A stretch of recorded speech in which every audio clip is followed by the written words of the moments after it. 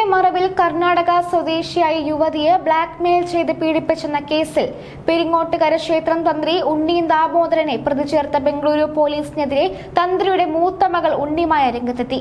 സംഭവത്തിൽ അച്ഛൻ നിരപരാധിയാണെന്നും കേസിൽ നിന്ന് ഒഴിവാക്കാൻ ബംഗളൂരു പോലീസ് 2 കോടി രൂപ ആവശ്യപ്പെട്ടെന്നും അവർ കൊച്ചിയിൽ നടത്തിയ വാർത്താ സമ്മേളനത്തിൽ ആരോപിച്ചു.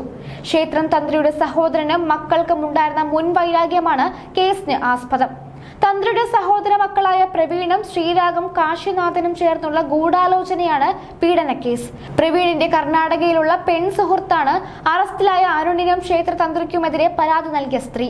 കർണാടക ബെന്തല്ലൂർ സ്റ്റേഷനിൽ നൽകിയ പരാതിയിൽ പറയുന്ന കാര്യങ്ങൾ വസ്തുതാവിരുദ്ധമാണെന്ന് CCTV ദൃശ്യങ്ങളിൽ നിന്ന് വ്യക്തമാണ്. ഇക്കാര്യം പോലീസും കോടതിയിലും സമർപ്പിച്ചിട്ടുണ്ടെന്നും മകൾ ഉണ്ണിമായ പറഞ്ഞു.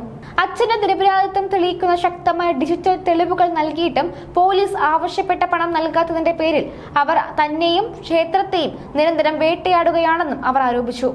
കർണാടക പോലീസ് പണം ആവശ്യപ്പെട്ടതിന്റെ തെളിവും തന്റെ പക്കലുണ്ട്.